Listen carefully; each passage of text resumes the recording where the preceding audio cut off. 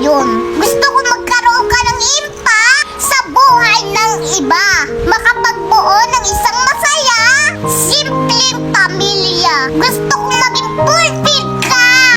Ang dahil kong magandang balak sa'yo, ito yun. Sinayang mo dahil natakot kang magtaya. Natakot kang lumaban.